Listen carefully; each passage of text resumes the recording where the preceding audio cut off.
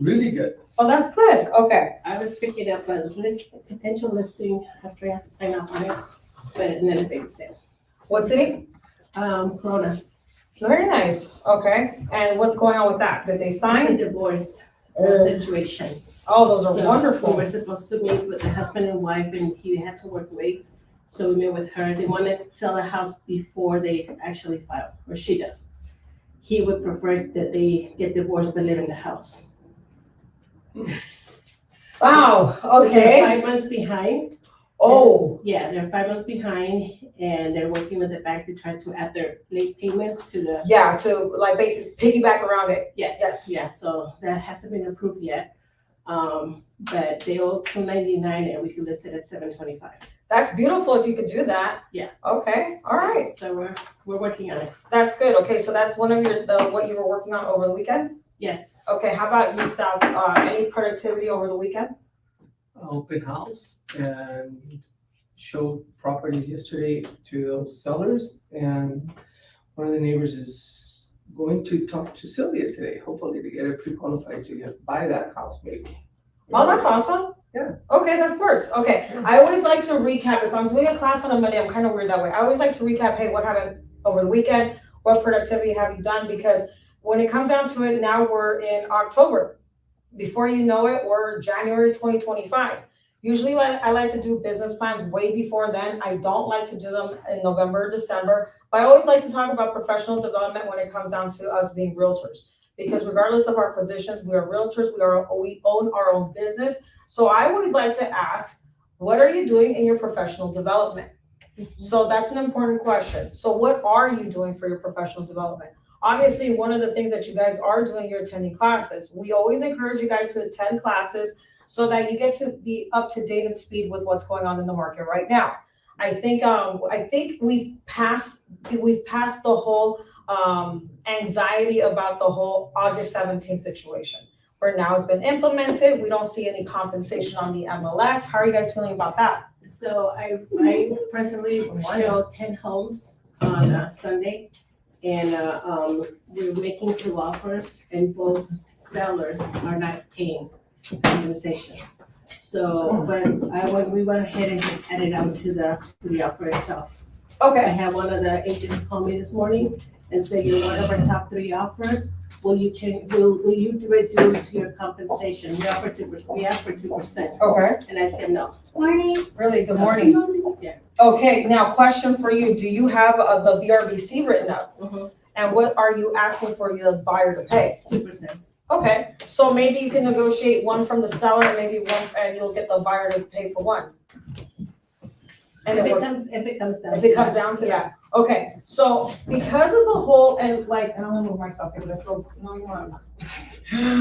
I like, when it comes down to the whole compensation factor things on the MLS, how are you guys feeling about that? The what, I'm sorry? The compensation factor not being on the MLS, little loss? a little loss, right? How are you feeling about it? Yeah, I'm surprised. I'm surprised that there's a lot of sellers out there who don't want to pay it. So this is what I'm noticing. I don't know if you have noticed this. You know what? I'm sorry. What's your name? Roxana. Roxana. Nice to meet you, Roxana. Likewise. Here you go. Go to put on page 16 or 17. I think that's what I said. Read that page 16 or 17 on that worksheet because that's where I'm going to start. But before I get to that point, I don't know if you guys have noticed, but going on the MLS, obviously we always want to look at to see what properties are on the MLS, what's being marketed right now. And on top of that, with the fact that we don't have compensation being placed on there, I still have noticed something that's a little bit it's kind of weird for me, which is days on the market. Days on the market. Mm-hmm. And I'm wondering, why are the days on the market significantly longer than what it was before?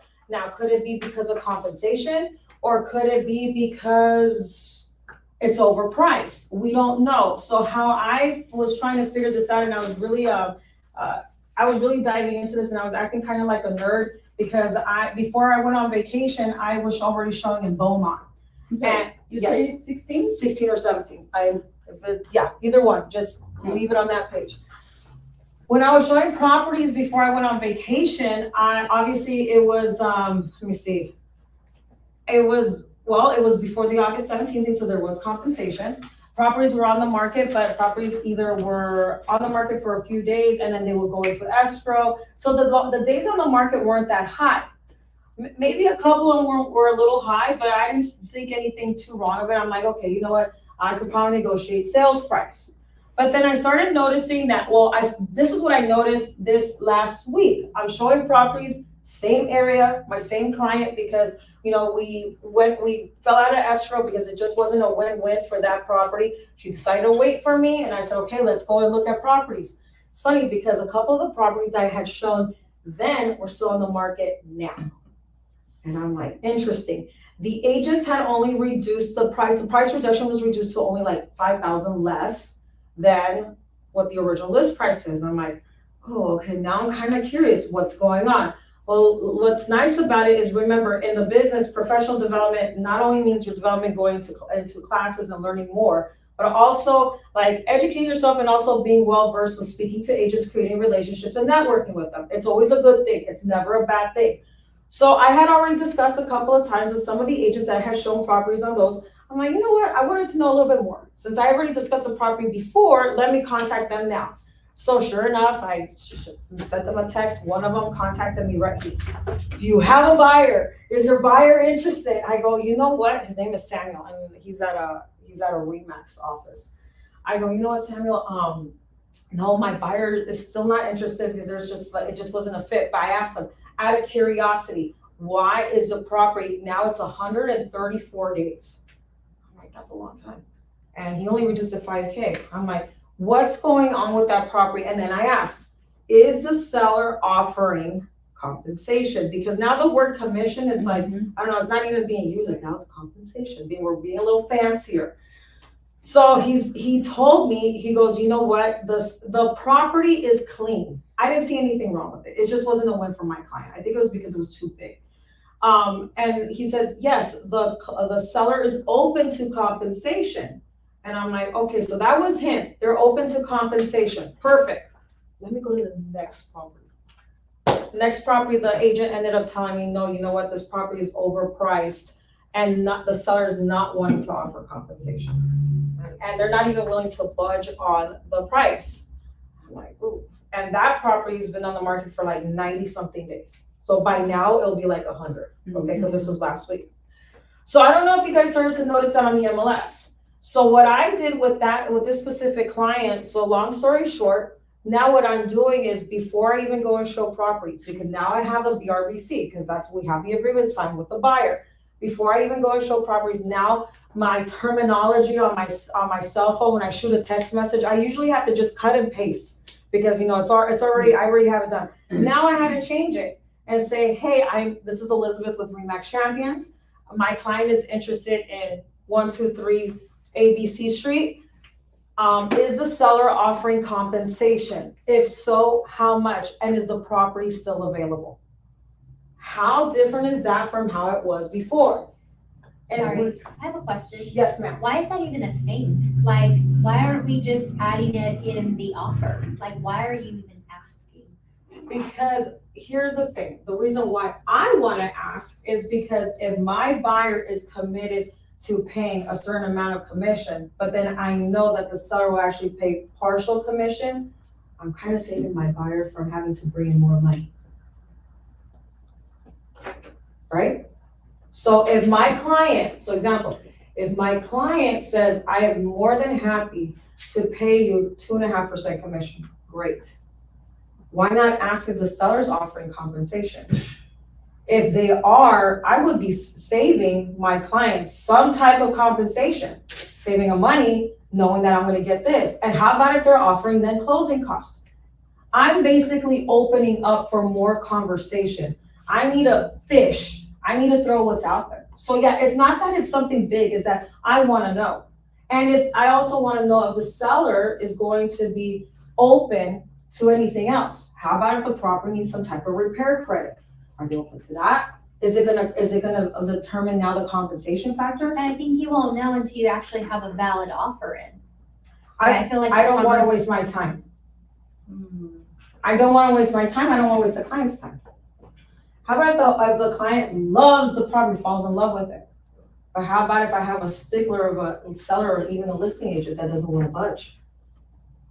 I always want to go through, so I'm the, how can I say it? I say this, it's like, I'm an A, B, C, D, E, F, G. I go throughout the whole alphabet. I want to be able to, I want to get all the information out of the way.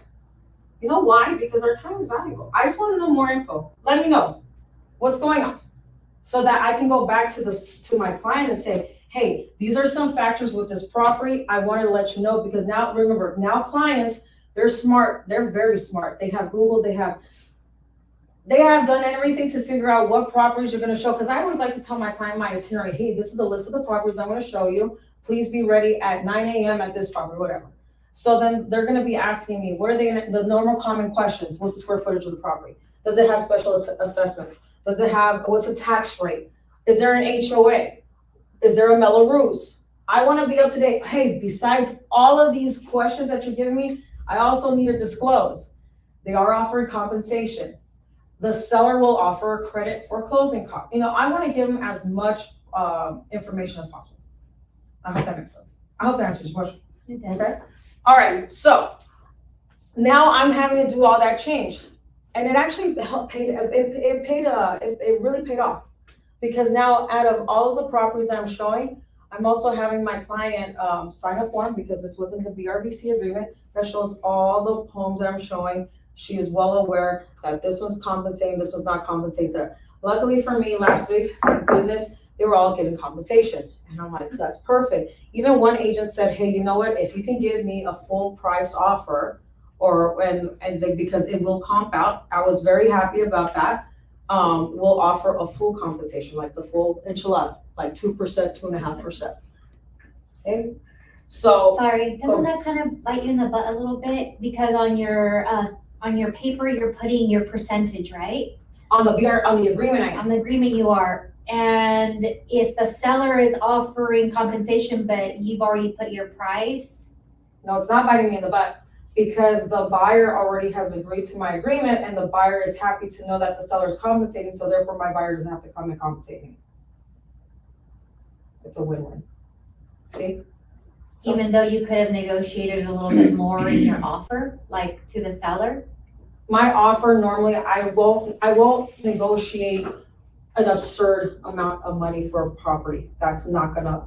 What's appraise. absurd? Absurd, listen, How much? it all depends on the property. So let's do an example. Property that I saw it's a beautiful 1-story home, 4-bedroom, 2-bath, 1,700 square foot living space on a 5,400 square foot lot. It's on the market for $535. The HOA is $148. The special assessments on that are $2,700. Right? This is how much information you need to know off the cuff. Yeah, I love it. And that property is on Alpine and Beaumont. I love that property. I met the seller. And my client loved that property, but she was the one waiting. I'm like, okay. So $535 on the market for only 29 days. I comped it out. $535, the appraisal I would probably put an offer at maybe $548, maybe $550. I know it'll comp to that. I know it will comp to that. If I give an absurd price of $575 or $565, I'm risking that I'm gonna lose something on that end with any negotiations, anything. Or I'm just risking it. Why am I gonna do that risk? Yeah. Let me just say, hey, you know what? Let's just keep it nice and clean up front. Yeah. Why let it be messy? No, we all want our real estate transactions to be clean, right? Yeah. Mm-hmm. Do we want them to go for 60 days? No. Okay, so now let's like now I hope you guys now understood that storyline with what's going on right now in the market. If you haven't noticed it, get on your MLS and start looking around, especially in your areas of interest, I mean, not areas of interest, but your areas of like geographic areas where you guys are getting your business from. So this is a great example now, another one, but this is a listing. Vita and I are co-listing on a property. Right now, we want to shoot ourselves in the foot. Ooh. Not because we don't like each other. No, we like each other. We're good. We love each other. We love each other. Hold on, this is good. This is great. We want to shoot ourselves in the foot because not only the seller, we asked the seller to move out. The home reeks of cat. Still reeks of cat. The roof has to be redone. Has to be done. All of it. And they had to And take out the solar the panels. first. They had to take it all. Yes, And then because she have a cats in the property, they have to do some things inside the house. and you know, and I really wanna know if any one of them had PTSD. Or if had any anger management issues, because in that garage, the walls, Oh, wow. okay. So where I'm going with this is that we wanna prep our listings before we place them on the market, right? So we got this listing in August. Yeah, that's not so. Okay, I didn't wanna remind you, I'm sorry. So in August, okay? She said, this is a great example, the seller, this is where we have to go with timelines, and then I'll get back to our momentum. Timelines are critical, especially now in this market, with everything going on, buyers are still wanting to buy, but what I've noticed that some prices of homes are slightly dipping. And on top of that, they claim that the interest rates went down. It's hilarious. They didn't. Why? That rate that they claimed that was already given, which I think was a 6 1/8 back in September, I was already giving that in June. Okay, so that the rates went down, I'm sorry to say it, no, they didn't. If someone wants to like appeal me on that one, that's great, fight me for it, but it's on paper. Well, but the buyers like to hear the. Yeah, they want, we want to make them happy and tell them, yeah, rates went down. Okay, yeah, on a 15-year they did, because the rates were low on that one. But now, here's where I'm trying to get with that. We have this listing in August. We're trying to get it on the market. The wife said that she was gonna move out of the house in 2 weeks. No, it's been almost a month. Now there's problems with the property, and guess what? Eventually, we're gonna have to have a conversation with them, because originally they only wanted us to have a 3-month listing agreement, and I pushed it out to 6. But now I'm over a month and a half in that I haven't been able to put the property on the market, so now I have to extend out my listing agreement, right? So food for thought on these properties, on any listings that you have. Obviously, it's great to have a listing, get the listing signed, obviously, and then now start going around the property and looking at maybe effects that could cause for the property not to come in at value. Luckily for us, I mean, they're super patient. They're offering 6% commission, so I'm like, we're happy with that. So the compensation for the buyer's agent is gonna be nice. But food for thought on this one. Never put a property on the market so rushed, because you're gonna devalue it and it could be a disservice to your client. Yeah. Always do a thorough evaluation, make sure you get a roof, and this one, we had a roof certification, we did termite, all we just need is that roof to be done, and we'll be in the good woodworks, right? And we'll be good, okay? So, now, let's go back to professional development, okay. So I hope you guys learned something there, make sure what's going on in the market. I wanted to give you guys that because it's important, because we need to know how we're gonna manage this market, and we're going towards the end of the year. So one thing that I always wanna keep in mind, let's start doing your business plans. If you haven't done one yet, we'll do that class at a later point, maybe probably in November, end of October, close to November, and we'll start doing business plans for 2025. Why do I say that? Because your business plan, you should already have it set up so that when you start the new year, it's already working for you. On top of that, we want to discuss more of the time blocking, okay? Now I want to go to, let's talk about FSBOs, okay? And this is something that I wanted to come back to, because really no one really talks about it. So let's talk about FSBOs. Who knows what a FSBO is? Thank the Lord, you guys know that. Thank you. No, I'm just kidding. Okay, so for sale by owners, has anybody tackled, well, not physically tackled, but has anybody done a for sale by owner? Have you tried to do a for sale by owner? Anybody? You have. How does it work for you? Didn't work. Why not? I didn't follow through with it. I just approached them first and gave them I went to Home Depot, got them some open house signs, because they didn't have anything. They just had the one in front of the house. So I actually went and bought them. I think it was 5. I didn't give them that many. And I gave them CMA, tell them this is what you should be listing it at. And if you have any questions, please feel free to call me. That's it. Okay, so I don't want you to have a bad taste in your mouth off of a FSBO, because normally what ends up happening, once you try it once, you put the likelihood, because honestly, if you think about it, it was like, it's a rejection. They didn't really take you seriously, or they didn't want to take you seriously, and then they said, no way. So I want to take that bad taste out of your mouth, and let's try to work on FSBOs again. If you don't know how to collect FSBOs or for sale by owners, talk to your title reps. They're always around, hovering in the office. or talk to them and find out more in your area. So what we want to do is identify your desired market or your specific area.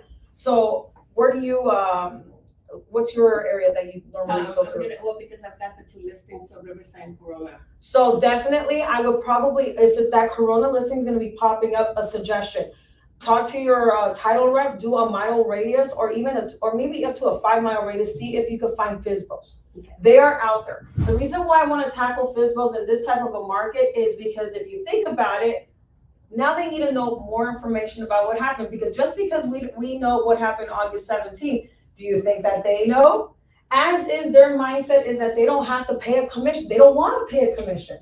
So that kind of helps out, right? Because you're going there non-threatening, but hey, Mr. Seller, I know that you want to sell your home, but I want to basically keep you up to date on what has gone on. Not sure if you knew that buyers need to sign a buyer broker agreement.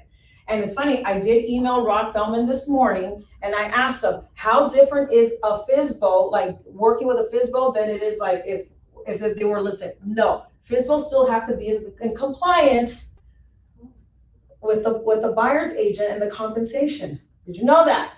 They got to be in compliance. So the FSBO, so this is great information. You can go to the home in a non-threatening way. Hey, I wanted you to be well versed of what's going on.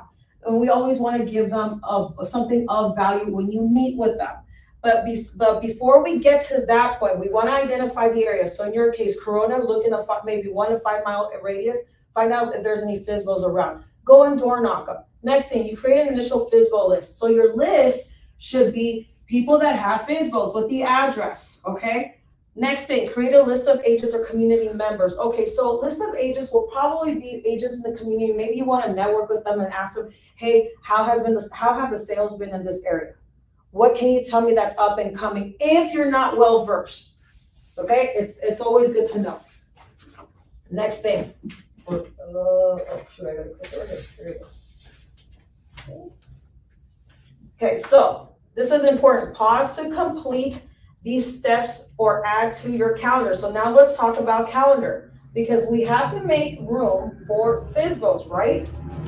So that's why I said we got, how's your guys' calendar for the week? I'm kind of curious. Is it busy? Is it a hot mess? What happens in your calendar? And my question to you is, do you actually complete what's on your calendar? You do? I do. That's I live by a time frame.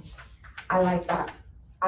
Okay, so then let's do this. When on this one, it says pause to complete these steps or add to your calendar.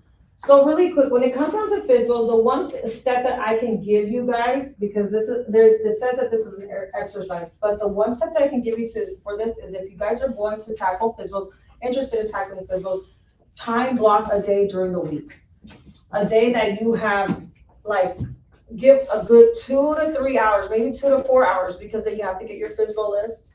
You have to get your marketing pieces down. I always suggest this: get a marketing piece, a flyer, a business card. Go to Staples, get the brown envelopes, the long ones, that 8.5 by 11, so you can throw it in there.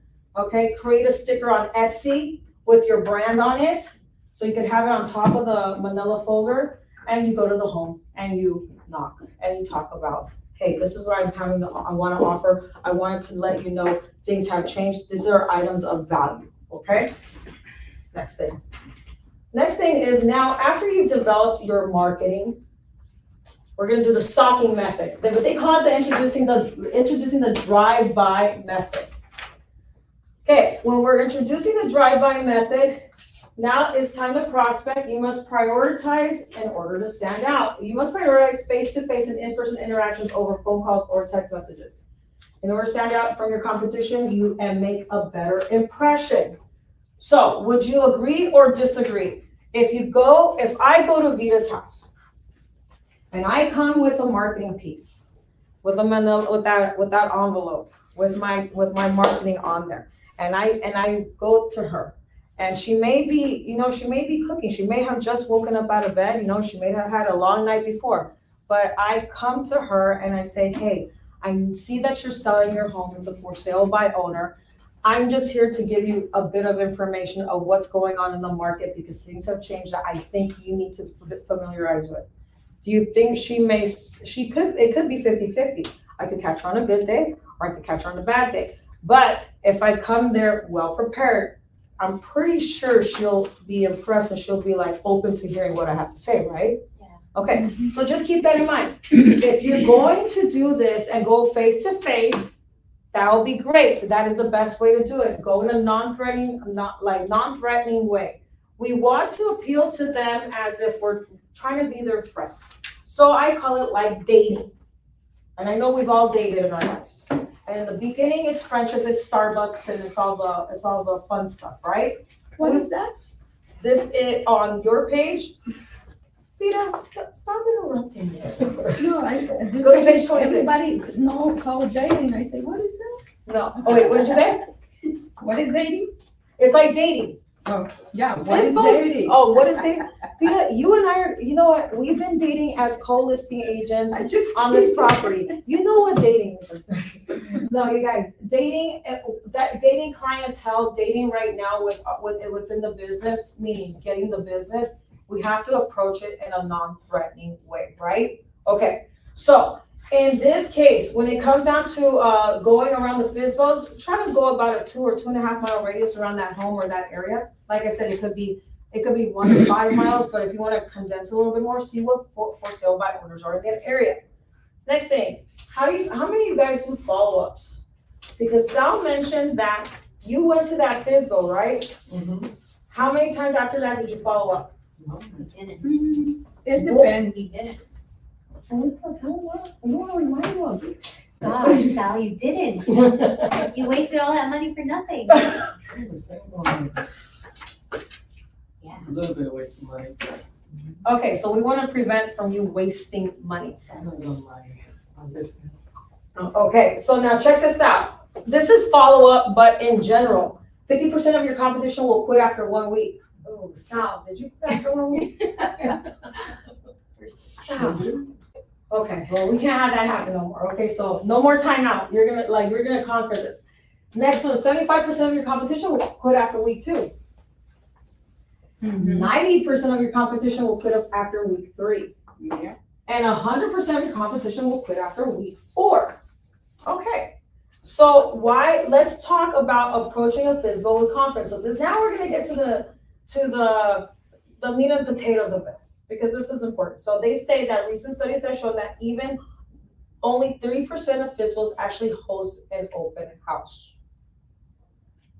Now I remember you saying something that you got them open house times, right? Mhm. They were hosting the open house? No, they had just one sign out in front of their house. They Okay. happened to drive by for sale by owner. And I didn't see any signs any leading to it To or the anything. house. I just happened to drive by. Not a cool reason. I went to Home Depot, got them the sign, I got to see a name, hey, here you go. Sal, how could have Sal made this one like to his advantage? I got answers, but I want to hear from you guys. What could have Sal done? Called them. Okay. No, but I actually door knocked. Oh, you door knocked it. I did door knock it. I door knocked it and said, look, I noticed that you don't have any signs leading up to your house. You just have one. If you have more signs, obviously you're gonna attract more people. And by the way, here's the CMA, this is what you should probably list your home at and the comparables in the area. This is just information. That's it. My business card is in there. If you have any questions, comments, concerns, please call me. So, Yeah, so you didn't follow through. no, you And call them should back. to ask for the information and see if, call you, I can call you, in 1 week and see how it's going, if you need any help, and get the number. And Nope. then call them. You know what else could have been done? You want to hear it? Would have been like, listen, I know you're doing an open house, but I would love to conduct an open house for you. Mhm. Free of charge. Free of charge. But it wasn't an open house. No, It was he just a now sign that said for sale by owner. He It had nothing to Then say. I would offer. offer the open. I go, you know what? Can I view your property? I may have a potential buyer. May have one. Because I have a pool of investors. Or even I have a pool of buyers that are looking in this area. Is there any way that you can give me a tour? at no cost to you. Oh, okay, yeah, sure. Take a video. And take a video, take Send it to pictures, my send pictures. No, literally, Momentum will tell you that. Take a video, send pictures, maybe give a reference of, hey, you know what? I see this large hole in the wall in the bedroom. You know what? Can I just offer a piece of suggestion because that doesn't look good for the eye, like on the eye. Maybe if you could patch that up, because how much is it that you're wanting to sell your house for again? Oh, $800 billion. Listen, I think that would work. It's like maybe $150 job. Not sure if you have a handyman, but here's a referral. Yeah, and when you give to somebody a referral for somebody to fix the property, so make sure that that referral have a license to do it. Yeah, that's another one. They have to be licensed. Yeah, because It's a liability. Mhm. Okay, so see how that opens up more of a conversation. Now you're trying to get your toe, like you're trying to go one toe and then put the foot in the door, because they're very standoffish. They're like, no, I don't want any agent here. You guys are like too much. They're like, we're like kryptonite. Like, no, it's like it doesn't even happen. What they talk about in Momentum when approaching a FSBO, like I said, it's like dating. Hey, I noticed this. I know that you're not wanting to use a listing agent or use a realtor at the moment, but I would love to view the home and give you some suggestions that would possibly help you out free of charge. They're gonna say, well, why are you wanting to do this? You know what? I'm just a local realtor. I have a clientele in this area, and I just want to make sure you get bang for your buck. You know, talk to them however you want to speak to them, but obviously in a personable way. When you come across too corporate-like, then it's more like, oh, then they're gonna be like, no, they're just straight looking for their commission. But if you're talking to them like as if we're chatting at Starbucks or at a park, they become more receptive for you to actually come in and open the door, and they'll be like, yeah, can you take a look at this? Especially, how about if they have 20,000 cats in them? That house you might need to tell them, you might need tidy cat or something to avoid the stench of the smell. Something like, give them suggestions. So that's one thing. Now, it says, let's talk about approaching FSBOs with confidence. What should you say? So when you're knocking at the door, so Sal said that he door knocked the home. This is on page 26, by the way, guys. Yes. It says at the top, you will not convert 100% of the leads that you do not generate. Approach the front door prepared with appropriate tools, clipboard, inventory sheet, seller's disclosure, pen, tape measure, and business cards. This is how you're gonna get your foot in the door. Can I tell you what is gonna get your foot possibly in the door? You know, out of those things, what they're gonna appreciate? Can you guess? Measuring tape? No, ma'am. No, ma'am. Did you know, fun fact, did you know that a for sale by owner still needs to issue seller's disclosures? Yeah. How are they supposed to issue seller's disclosures if they're not using a real estate agent? And they're not the realtor. They probably don't even know and think, know what, I'm going to net 500 grand off this property. I'm just gonna do a transaction between you and I, and we're good to go. No, we still have to disclose what? Any known material facts within the house, right? So what are those disclosures that we have on our car forms? It's the TDS and the SPQ. Okay, the transfer disclosure statement and the seller's property questionnaire. Those are the two things a FSBO needs to go ahead and do their transaction. A lot of FSBOs don't know this. So what I love is, what do you take to the front door? This is a great opening piece. Hey, I know that you're selling your home. I wanted to let you know that during this transaction of selling your home, I just want to look at the property, take a tour of it. You guys work it however you want. But I also want to leave you something of value, because you will need these documentation or this paperwork when you have a buyer come in, especially because you're not using an agent. I just wanted to hand it to you. Momentum and the California Association of Realtors say, do not give them your own disclosures, your company disclosures. No. Why? It has your information on there. On top of that, it kind of looks a little bit, well, I don't want to say misleading because they're going to be like, well, why are you giving me disclosures that has your name on it? That seller might take it in a wrong way and say, well, I didn't hire you. No, you can actually download disclosures online and Google a transfer disclosure statement or seller's property questionnaire. Maybe even the board may have like blank ones, just without any information on it, okay? So keep that in mind, guys. So it says knock on the front door and smile. Of course we want to smile. I mean, shoot, I hope we're not having a bad day, okay? So hi, my name is... Anyway, you have to. Yeah, anyway, you gotta smile, like show the teeth. No. Hi, my name is Elizabeth with RE/MAX Champions. I noticed your home is for sale. I keep a for sale of owner inventory for my buyers, and I was wondering if you wouldn't mind if I inspected the house, looked around, and measured the room so I could add it to my list. Non-aggressive, right?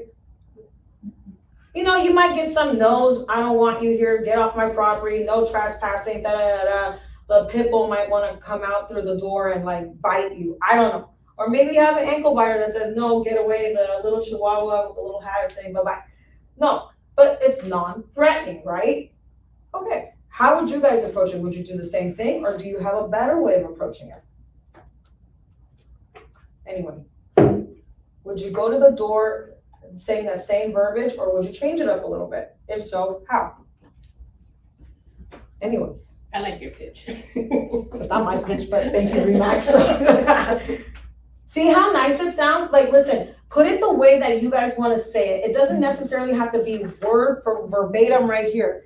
Hey, I'm Elizabeth with RE/MAX Champions. I like the whole, I keep an inventory list. And I hope you guys do. Please come to the door, not having that list. At least throw something on there. And even have it like a big bold letters on top. Inventory list, FSBO inventory list. Not only are you selling your property, but John Doe and John Dahmer and whatever, you know, they're all Dahmer. I mean, and like, who else can I say? Who's popular right now? The Menendez brothers. They're all selling their homes, you know. But I'm saying it in a joking way. Diddy, you know, he's selling his home. But and I have it right here, and I wanted to add it to my list. If it's possible, can I tour your home really quick so I know the specs? I may have a buyer for it. Would you be opposed to that? Most likely they probably won't. Okay? Okay. So obviously there's more to it to say, and then it says at the bottom, 3 things the FSBO could say. What is that opportunity to differentiate? Basically, you're going to be talking about your inventory list. So the agent will say, you see, I have a process that I use with my buyers to uncover their needs and wants, and then develop criteria to establish their perfect home. Then I take that criteria and match it to the homes in both the MLS and my for sale by owner inventory. I do this so I can make sure my buyers get the home they want, and more importantly, want the home they get. Since your home is for sale, I would like to learn more about it and see if it will be worth including in for my for sale by owner inventory. So what do you say? Would you like to see if I can gain the preferred exposure I offer to my buyers? That sounds so professional, doesn't it? I would be all impressed. I'm like, okay, I may think twice about having an agent. I think in the time right now, because of how everything is working and the sellers thinking that they don't have to pay commission, and the for sale by owners, obviously they don't want to pay, it kind of goes hand in hand, you know? So that could be a good way of speaking. Now, the for sale by owner will always ask, do you have buyers now? Look at the response. I am currently working with buyers and receive calls on a daily basis. However, I need to view the house and take some room measurements so I can match your home for the criteria for each of my buyers. So what Sal did, he went with a CMA. Go with a property profile. Give them a property profile. Hey, you know what? I have a property profile for you, but I want to make sure that everything that's outlined here is what you have. Because isn't it right or wrong, or isn't it right? I'm not wrong, but that some homes they claim on property profile they're 3-bedroom, 1 bath, and you get there, it's really a 4-bedroom, 2 bath. It was never registered with the city, or they didn't, or maybe they have the permits but didn't do, I don't know, something to it. But at least you can like get more information and be concrete about it and actually be specific. Now you have it on your inventory list, and now the seller's gonna be like, okay, they're taking good note, they're making good valid points. Hey, they brought me a property profile. So that would be an idea to bring. So you can say that. Then the next thing, The FSBO may say, we don't want to work with an agent. They always say that. So we never want to debate, and at the same time, think of really, really quick, guys, this is another thing. Think about body language. Because right there, when they say, if I were to tell Vita, I don't want to work with you as an agent, our body language is going to say a lot. Exactly. We could be like, why did I come here? I wasted my time. No, we still want to be confident in our body language, have a good poker face. I don't know what we have to do to work on this, because I don't know about you guys, but for me, it always shows here. So I'm always giving a smile. No, that's great. I totally understand you don't want to work with an agent. I'm working with a lot of buyers right now, and inventory, I'm looking for inventory in this area. This may be a win-win. You see? See how that works? So watch body language and watch tonality when you're speaking. I can say that is smart, so you're gonna get all the profit. But I have clients, maybe they can fit to your house. That can work. It depends on the seller, and it also depends on how they react to it. Because if you were to tell me that, that may sound a little bit sarcastic. We don't want to sound sarcastic. We want to be inviting, right? So just remember, watch tonality and watch body language, especially when you're speaking to a FSBO. Next, it says, we don't want to work with an agent, so don't debate. The agent can say, I appreciate that, and I understand your concern. The reason for my visit today is not to list your home. I would simply like the opportunity to help you sell it. All I want to do is come in, view the home, and take a few measurements. Please, no pressure and no pitch. Come on, what do you have to lose? That's a power phrase. What do you have to lose? You don't have to lose anything. In reality, the one that's kind of, if you think about it, losing would be yourself, because it's a hit or a miss. But the way you develop it, it could work to leave something out. Yeah, they give them a little comfort because they say, I don't come over here to list your home. So like, okay. So here's the thing. After you do that power move, I like to say that power move, the way you're speaking to them, then let's do the initial test. So here's the thing. If the FSBO says you cannot come in, don't write them off. They said, no, I don't want you in my house. I don't want you to come back to my house. Okay, that's great. Because it's going to happen. It's a form of rejection. Remember, I've said it in multiple classes, guys. We get rejected on a daily, every day. And the way we get rejected is the simplest thing that we get rejected. You know what it is? Does anybody know what it is? It's that red light, that stop light.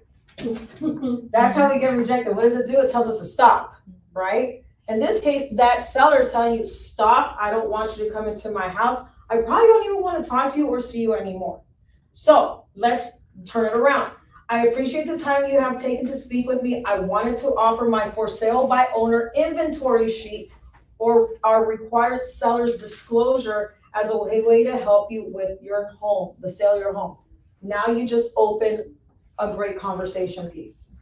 What is the likelihood that they're going to know what the seller's disclosure is? Anybody?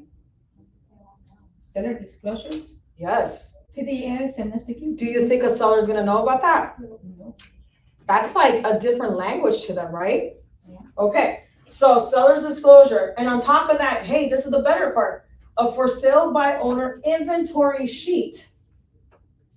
Let's take it, like, here's an inventory sheet. Why do we need that? Why? To see how much properties like him is selling in the house. It's funny, the inventory sheet that they're talking about, to be honest with you guys, is what is coming with the property. Oh, So inventory from the property. So you guys, if you've taken the listing, which I'm pretty sure you guys have, in your listing agreement, it says what's coming with the property was being included and excluded with the property, right? Okay. If Sal were to sell his home to Roxana? Yeah. To Roxana? Nope. What? What? I want to fight. Hey, I'm just kidding. Okay, if Sal were to sell his home to Roxana, and Roxana saw that he had all this high-tech, camera equipment, she goes into the home and it's gone. She's gonna be like, well, wait a minute, I bought the house, but I thought that, because buyers don't know. I thought that was coming with me, or with the sale of the home. Or how about a seller has a really nice jacuzzi tub, like above ground jacuzzi, and now you go to the house and it's not there. You see the scrapes on the cement, and you're like, "Where's my jacuzzi? I can't even be there." See, you want an inventory checklist. Why? Because that's gonna let you know what's coming with the property. See, doesn't that help them a little bit more? Yeah. Okay, so see, now when you open their minds up to what is a seller's disclosure, they're gonna be like, well, what is that? And then you can basically tell them, well, is this and this and that. Does that help? Okay. I don't wanna take up too much time, but I mean, because this is a lot. I hope, do you have any questions right now? Where do we get some of these, it says the 15 tips for selling your home, the guide, money, the physical transaction checklist, all of that stuff? Okay, the FSBO checklist is at the back pages of this. And if it's not, I can send them to you. It should be there. Checklist for moving, listen, okay, you're gonna be looking on pages 50, I'm sorry. This is a checklist for moving, transaction checklist for accepted offers, and then the one that you're asking for. Oh, here's another one, calculating equity. I wanna talk a little bit of the things that you can do with following up, because again, this section of FSBOs is a lot. The 15 tips is going to be on page 40. You know what's great about this is that if you can develop it and put it on Microsoft Word, or just like scan it, copy it, or just do it for you and put your information on there, it's a bonus. Okay? So let me go back to something, you guys. Let's do a 5-step follow-up method, because see, what Sal did, and I'm not trying to pick on you, Sal, but I'm glad that you told me that you did, because this actually helps a lot. So the 5-step follow-up method for FSBOs. Number 1, you visit a FSBO. We already know what we're doing at step number 1. What are we offering them when we go to the house? Anyone? Value, but what is it that we're offering them? Our buyers. Besides that, what of value? What are you giving Oh, to they're them? sellers. Disclosure. Disclosures. Yes, seller's disclosure. So keep in mind, the first visit, you're talking to them, you have a conversation, look at the dialogue, you're offering the seller's disclosure, okay? The for sale by owner inventory sheet, you can actually gap it out. You can do the disclosures first, and then you can come back a following week and be like, hey, how's it going? I wanted to let you know what, I have an inventory checklist that you may need. Hey, did you have any showings last week? How did that go? Hey, by any chance, would you be open to allow me to do an open house on it? Because maybe I can catch a buyer. How does that sound for you? Okay, do that. Next thing, number 2, hand deliver part 1 of the FSBO guide. Honestly, hand deliver part 1 of the FSBO guide. If you guys can like download that or look for it online, it could be in this template. I don't think it is, because I really don't see it. But you can even offer them the 15 tips for selling your home. Okay. After the first visit, hopefully you were able to get your foot in through the door, take a tour of it. The second one, you're gonna hand deliver part 1 of a FSBO guide. Honestly, guys, the part 1 of the FSBO guide, by that time, if I'm going back to the house, I'll tell them, here's an inventory checklist. You can do it any way you want. Out of curiosity, do you know how much you're gonna net from the property? You know what? Let me get you a closing statement. Contact Legacy First Escrow. Say, hey, you know what, can you do a closing, an estimate for me? Not a closing statement, but an estimate for me, a net sheet. Or you could create one on your own on the MLS. Did you know that? If you go on the MLS, you go under, I believe, finance, and it's seller's net sheet, buyer's sheet. Okay? But I would probably ask escrow to do it. Why? Because then they'll be up to date. They'll see taxes, whatever that's needed. You can even ask the seller, hey, this is another one for your 3rd visit. I'm telling you, you spread these things out so you'll have continuous visits with them. I feel like it's like visitation rights with children. Like the first week this happens, next week is this, the 3rd week is this. Remember, we have to bring something of value. The 3rd week could be the discussion the second week could be anything. You can give them the net sheet. The 3rd week could be, hey, you know what, how's it going? and then offer up an open house solution. Okay? By that time, they have already gotten comfortable with you, so that hopefully you've gotten a phone number from them. And maybe on the fourth one, when you hand deliver like part 3 of a FISBO guide, because honestly, it could be anything. Again, something of value, you guys. You may want to ask them, have you gotten a title report? Oh, what's that? Oh, it's super important. You want to make sure that before you close escrow, there's no judgments, liens, nothing, or open taxes. Well, no, I don't have any judgments or liens. Yes, but your name, Jeffrey Dahmer, really is common in this area. So we want to make sure that there's nothing against you. You may want to consider getting a title of prelim report. Oh, well, how do I do that? You know what? I'll be more than happy to order one for you. Okay, I want to get that out of the way, clear that out. They're going to eventually start asking, well, why are you doing all this? Why are you trying to help me? What's the catch? What's the catch? There's no catch whatsoever. I still have my FISBO inventory list. I'm a local realtor in the area. This is my job, and honestly, it's at free of service to you. Now you start getting their trust. Question, Yes. what's with Dahmer? I don't know. Well, listen, I've been watching a lot of Netflix lately. Like I'm telling you, I'm taking any one of them in. The last thing that I watched on Netflix, I'm watching the the World Wrestling Federation documentary with Vince McMahon. That one's got me all like interested. I'm like, I okay, saw a little bit of it. it's interesting, but yeah, I'm gonna bring out some characters on here, you know.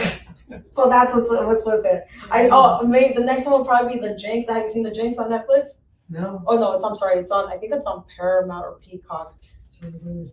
It's really good. Okay, anyways, we can talk about that later. Next. Okay, so we've visited the FISBOs. We know what we're sending over to them. Any questions? Because there's a little bit more to go, and I'm not gonna get you guys tired. But do you have any questions right now? So if they agree to an open house, how are you going to kind of like work that into, what if I get you a buyer, you're gonna pay me commission? So, That's good. I heard you ask me that. Thank you. That's what I want to know. How do I get paid? Okay, so then this is where you actually, I love this question. Hold on, we can Prepare interpret for this. it. I'm prepared for this. Let me hold on. I don't want to do push-ups, but there you go. Okay, I'm prepared for this. I love that question. If the seller were to say, yes, you are more than open to have an open house, what do I have to do? I go, listen, this is the way things are going right now. Buyers, because I'm noticing this too in open houses, not a lot of buyers are being represented. They're still doing the same thing. I think agents are a little bit hesitant. They don't know how to approach the whole BRBC situation, and it's fine. I'm okay with that, but there's still buyers out there. When it comes down to the whole commission thing with the seller, what I would say is this: listen, I get it. You don't want to pay commissions, but what about would it be okay? Or how does this sound? If the buyer can pay part of my commission and you pay part of my commission, if I'm charging 2%, hey, that's enough. There's nothing wrong with that. $1,000, or no, I'm sorry, 1% of 700,000 is $7,000. Okay. If they say, how about half of that? Okay, then I'll ask the buyer to pay the rest of the commission. Does that work for you? Okay, but when you finish the open house, can I have the list of the Sellers really don't ask for that. And Sometimes. sellers don't ask for that, and I can say I think that's your property because you're there. yeah, exactly. I'm sorry, but because I'm not your listing This agent, is mine. unfortunately, I'm unable to to give you that information. I can let you know how many people did come to the open house. We had a great turnout, Mr. Seller. We had 15 people come in, and we had 3 interested buyers. Now I'm gonna talk to those buyers and see what happens from there. Yeah. Sorry, because if you would have hired me to be your listing agent, I would be more than happy to share that information and let you view it. But I'm sorry, this is my information, so there you go. I'm not allowed to give it to you for the privacy, things like that. It could be privacy. So what about, let's say that you do get a buyer and, you come to some agreement with the commission, but now who's gonna represent the seller and who's gonna do the paperwork for the seller? Yikes. I love that question. I love that question. You know why? Because that happened to an agent in my office. I love that question. I'll be more than, like, if the seller were to ask me, hey, or if that were to be a situation, I'll be like, okay, this is what I need from you, Mr. Seller. Yikes. Throw it right, I'll throw the monkey wrench right back at them. Okay, I'm representing the buyer. This is my buyer's offer. Boom. Okay, well, what do I do with it? Well, you're representing yourself. Figure it out. Yeah, literally, I don't want to say that, but it's a little bit of that. I need to know, okay, let's say now we're under contract, we're in escrow. These are the disclosures that I need from you, because my office requires this. Oh, well, I don't know what, blah, blah, blah, blah, blah, blah. Mr. Seller, you know what? I understand that you're placed in the position that you need a little bit of assistance on this. I would be more than happy to assist you, but it'll come at a cost. And we can discuss. But at that point, it's almost like obvious. Like, I'm going to service you You now. would think so, I right? don't think so. Okay, so let me tell you what happened to that agent. This is a fun transaction. Property in Whittier, the agent was basically did the seller's disclosures, because I told him, hey, like, try to gain some rapport. The son was selling the property for the parents because the son wanted to get involved. Supposedly he knows a lot about the real estate industry. I love those people. Yeah, didn't know that they needed seller's disclosures. Okay, a buyer comes in. My agent is not representing the buyer. They just the seller did a random open house. Have a buyer coming in, that buyer is being represented by an agent, okay? Seller's still adamant about not using an agent. But the son is now contacting my agent saying, what do I do? Like, oh my gosh, I don't understand this. Can I forward you this email? And my agent being like super like sweet and everything, like, yeah, not a problem. Ask me, hey, what should I do in this position or in this? Send your invoice. Well, how much of the time is being spent on you having to deal with them?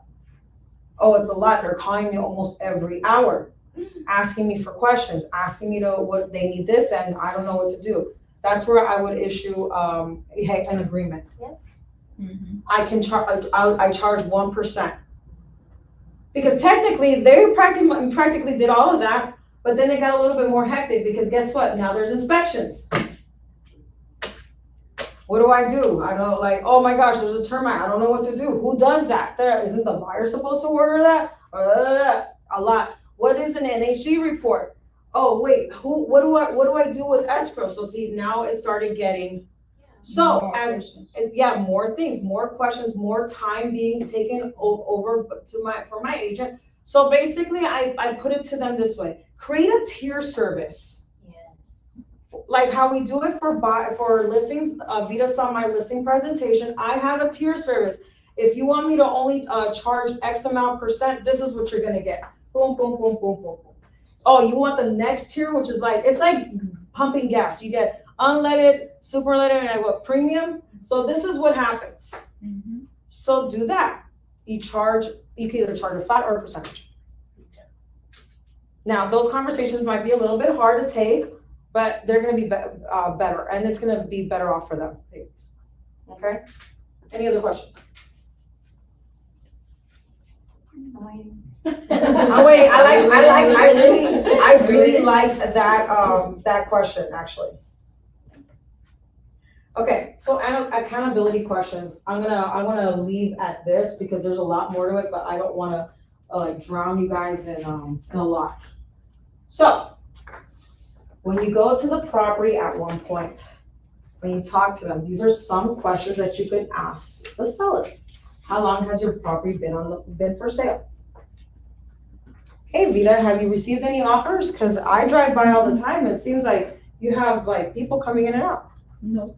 No offers? What? I wonder why. Next thing, how many times has a home been shown?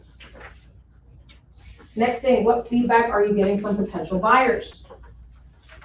Next thing, has any similar home sold while yours has been on the market? Do you think they'll be able to answer that?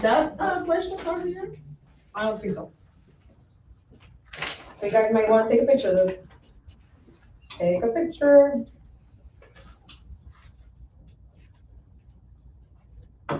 These are follow-up dialogues. These are accountability questions, okay, that they ask for. It's funny because we just spoke about the fee. If you look on page 36, real estate fee, working FSBO as a buyer, real estate fee. You guys can look over that. There's a lot of dialogue in here. It really does help to go through it. But basically, my class in regards to FSBOs is basically breaking the ice with the seller.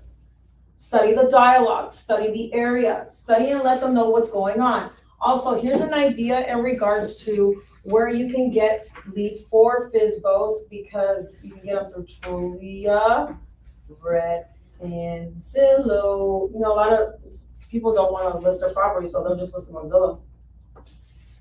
There's a really good one on Zillow called Make Me Move. Oh, really? I haven't heard about that one. Make me move. Yeah, they pretty much just list their home and they're telling you, I want this much. If you can give me that much, I'll move. Make me move. Really? Okay. I like that. On Okay. Zillow, you said? Yeah, that one's free too. Did you guys hear? I've heard a lot of agents use it. Agents? I haven't used it. Well, yeah, because you're on Zillow, if you're paying, like, a lot of agents are paying into it. Or just going on there to look up stuff. If you look it up, I think I'm pretty sure it's still there. Make Me Move. Make me move. Okay. Zillow. So this, hold on, I'm gonna close with, you already did follow-up visits, so you guys know what to do with your follow-up visits, what you're supposed to bring. Now, here's something that I'd like to throw in there. With the FSBOs, always remember that a FSBO does not want to see an agent at their door. They already see us as like, get away. You know what's really nice to do for them, because you're trying to gain their trust? Maybe send them a thank you card after you speak to them. You already have their address, you have their name, you have their information. So you can easily send a thank you card afterwards. And you know what you should put in that thank you card, if you can, if it's okay with you guys, because it depends on the person, it depends on every agent. It doesn't hurt to put a $5 Starbucks card in there. Thank you so much for your time. I hope you like the coffee's on me. They'll appreciate that. I'll give them McDonald's coffee card. Girl, McDonald's is now not $1, I $3, know. okay? If you guys didn't know, now you know. McDonald's has stepped up their $1 to $3, okay? Okay, so let's run down some ideas. So really quick, FSBOs can be seen through your title company, through Zillow, Trulia, Redfin, Craigslist maybe. Check those sites. Your title company may be a little bit better because obviously they have information in the area, and especially FSBOs because they keep track of that. Next thing, once you have you need to set up your FSBO inventory list. Why? Because when you come to the front door, you don't ever want to go in empty-handed. That you want to make sure that you're showing them, I have a FSBO inventory list. And if it's not the same city, maybe surrounding cities, because I have buyers that are interested, but I'm looking for specific specifications on a property. Next thing, you have the seller's disclosures with you. Why? To hand them out. Where should you put them in? In a nice little brown envelope. Have your marketing material on there, business cards, slap a sticker on the front of that envelope, because an envelope could be mistaken as junk mail and they may tear it apart. But if you have a sticker on there, or your logo or whatever, buy it from Etsy. I think it's like, they're super cheap. You'll order it, create it, they send it to you, and stick it on that envelope. Okay. After that, you go to the property, you hand them that envelope, you have your seller's disclosure in there. Following week, come in with an inventory checklist. Next thing you do, give them a net sheet. It doesn't matter what order you do it in. The fact is that you're doing it. This helps with follow up. Next thing after that, possibly a prelim report. We want to know any judgments, liens against the property, because how about if they actually have a lien because they forgot that they co-signed for the car and the family member never paid it, and it's on there. It happened to me on a short sale. I had to negotiate with Ford Motor Credit Company for $80,000. Okay. Next thing, always ask This is a good one, you guys, and I forgot, and I apologize, but I forgot to actually mention it. Always ask in the beginning, what is the motivation for you to sell? Where do you plan on moving to? You're retiring, okay? Where are you retiring to? Oh, you're retiring to Florida. You know what, lucky for you, if you don't have a realtor in Florida, our RE/MAX community, I could possibly set you up with a RE/MAX agent over there. Again, we want to ask questions, develop relationships. Does this help? Because I know you went once, but does it help to be able to go back? Yes. It gives you reasons to stop by. Thank Like you. just cold calling, it's like, oh, I have something for you. Now the problem is putting it into place, actually doing it. Okay, so that's where we talk about how your calendar should look like for the week. So that is actually something that we'll talk about next class. We'll put a calendar together because we need to time block. And that's why I asked, does anybody have a calendar in place? And when you do a calendar, I have a calendar and it's religious. Even I have it, it's funny, I have the actual book calendar and then I actually have my phone. And yes, they both drive me crazy, but it keeps me accountable And in ordering. and in order. And what I do is I check mark what I've completed. And I've done accountability with Rita on Zoom and with a couple of other agents, like this was a little bit ago, but we do it from time to time, where I mentioned in that Zoom call, if you don't complete that task that day, guess when you have to complete it? Next. It rolls over to the following day. The reason why is because we want to make sure you complete the task. And they always say, once you get into a habit or routine of things, it comes in naturally. And let me tell you that worked for me because, and thank you Liz, because I don't have that, how do you say?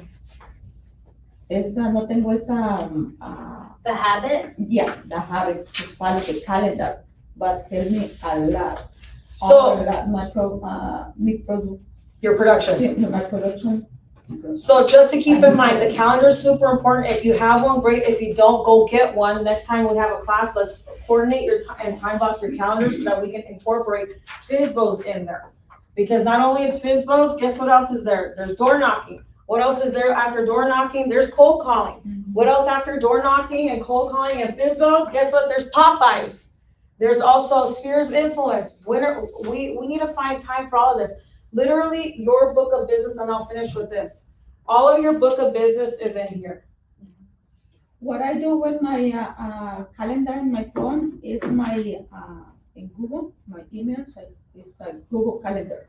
So it's in my phone and I can send if I have appointment with the loan officer, so I can send it to the loan officer too, and they accept me, so I will have it in my calendar. There you go. So just remember, all of your book of business is here, but do you have a spreadsheet? Do you have a CRM system? Do you have anything that's working for you? Because if you don't, you're losing a ton of money and it's all here. And we keep crying wolf because we're trying to get more business, but we haven't even done follow-up with the ones that we have here, okay? All right, guys, I hope that's helped you. If you don't have any questions, I hope you guys make it a wonderful week. And I will see you next time at Momentum. And I have questions about the property we have, so we have to work on that. On South San Antonio. Did you see that she responded? No. I don't see, it was. Yeah. When? Hold on.